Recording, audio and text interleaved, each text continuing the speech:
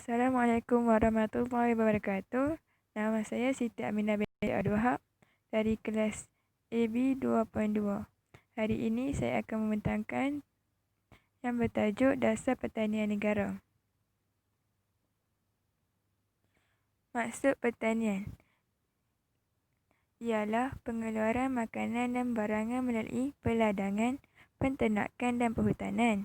Ia merupakan perkembangan utama yang membawa kepada kebangkitan tamadun. Dengan penanaman dan peternakan mewujudkan lebih makanan dan seterusnya memboleh pembangunan masyarakat yang lebih padat dan bersastrata. Kajian pertanian dikenali sebagai sains pertanian. Seterusnya, pengenalan dasar pertanian negara. Dasar pertanian negara telah dilancarkan oleh bekas Timbalan Perdana Menteri Malaysia oleh Datuk Musa Hitam selaku pengerusi Jabatan Kabinet. Dasar ini dilaksanakan sepenuh di bawah rancangan Malaysia ke-5. Dasar Pertanian Negara pertama DPN1 dilaksanakan pada tahun 1984 hingga 1991 dengan memberi penekanan kepada dasar ekspansionari perluasan atau perkembangan yang mengutamakan tanaman komodik seperti kelapa sawit dan koko. Seterusnya, dasar pertanian negara. Objektif memaksimumkan pendapatan sektor pertanian melalui pengguna sumber-sumber negara secara cekap. Yang kedua, asas kepada pembangunan pertanian. Strategi dasar pertanian negara 1 ialah dibangunkan secara komersial. Yang kedua, pertanian tradisional tidak dibenarkan. Seterusnya, perdagangan berkelompok dengan menggunakan sistem urusan moden dan jentera secara intensif adalah dibenarkan. Menggalakkan penyertaan yang lebih aktif daripada sektor swasta dalam pembangunan pertanian. Membangunkan sektor pertanian berorientasi ekspor. Memerlukan tenaga buruh yang mencukupi, dasar ekonomi yang berkembang, sumber tanah yang mencukupi, tanah komodik atau ladang, kelapa sawit, koko dan getah. Infrastruktur diberi keutamaan. Seterusnya, apabila dasar pertanian negara 2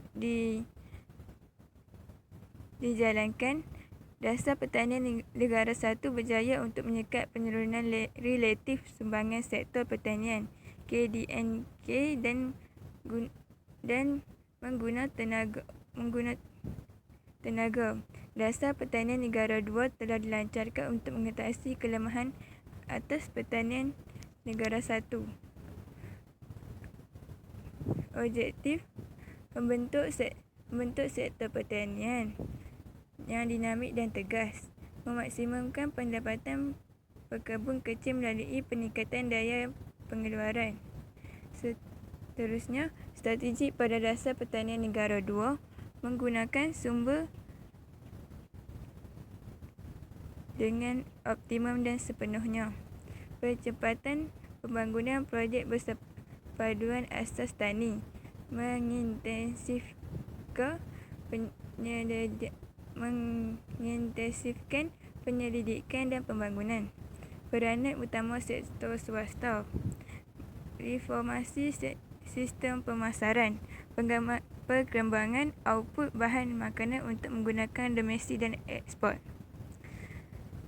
Seterusnya, perubahan struktur yang berlaku pada 1992 sehingga 1997. Ekonomi, kekurangan tenaga buruh, upah meningkat, persaingan bagi sumber tanah dan air, krisis ekonomi dan kewangan, inflasi. Pada globalisasi dan liberalisasi ialah kos import yang tinggi bagi barang makanan. Seterusnya, negara 3 pada 1998 sehingga 2010.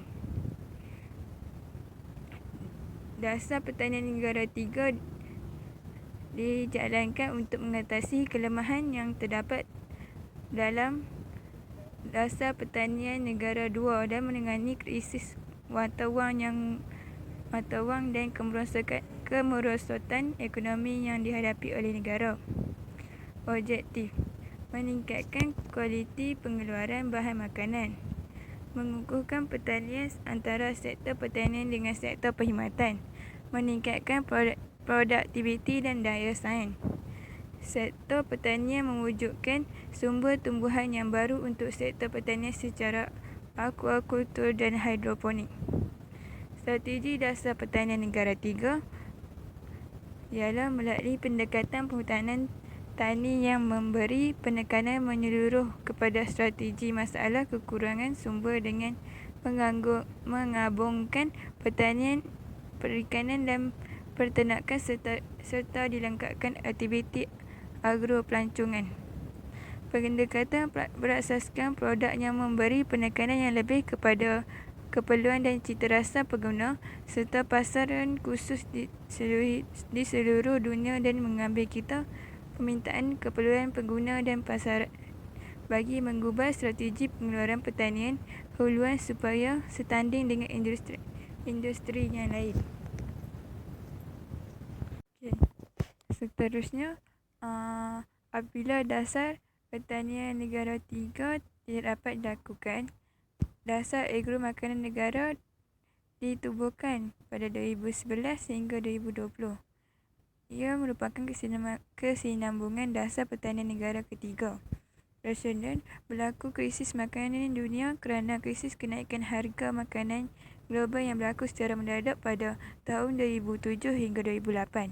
Analisis menjangkakan akan berlaku krisis kekurangan makanan menjelang 2050.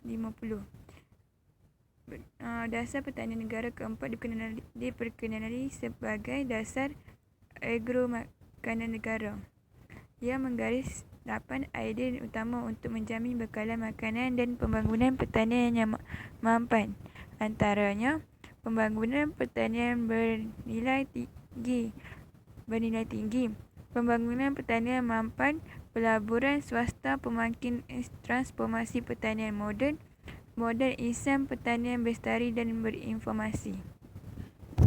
Seterusnya, objektif dan strategi dasar agro negara. Objektif dasar agro negara ialah menjamin bekalan makanan yang mencukupi dan selamat dimakan, menjadikan agro makanan sebagai industri yang bersaing, mampu meningkatkan tahap usahawan tani. Seterusnya, pembangunan industri agro makanan merangkumi industri padi dan beras, perikanan, tangkapan dan ternakan sayuran dan buah-buahan serta kelapa. Pertanian bernilai tinggi, industri asas tani dan agropelancongan. Antara strategi tindakan mempertingkatkan pengeluaran domestik supaya Malaysia mampu menghasilkan makanan yang mencukupi atau memenuhi peraturan sara diri negara. Pembekal beras dan sektor makanan utama lain seperti ternakan. Seterusnya, perancangan memajukan tanah terbiar bagi meluaskan kawasan tanaman bagi padi sedia ada pada kawasan jelapang dan bukan jelapang. Pembangunan sawah padi pada kawasan yang sudah diwartakan menggunakan konsep pengurusan ladang. Penambah musim tanaman padi daripada 2 kali setahun kepada 5 kali 2 tahun. Penggunaan penemuan variet padi baru yang tahan serangan serangga serta penggunaan baja baru dengan matlamat meningkatkan hasil padi. Okey, itu saja daripada saya. Sekian. Assalamualaikum dan terima kasih.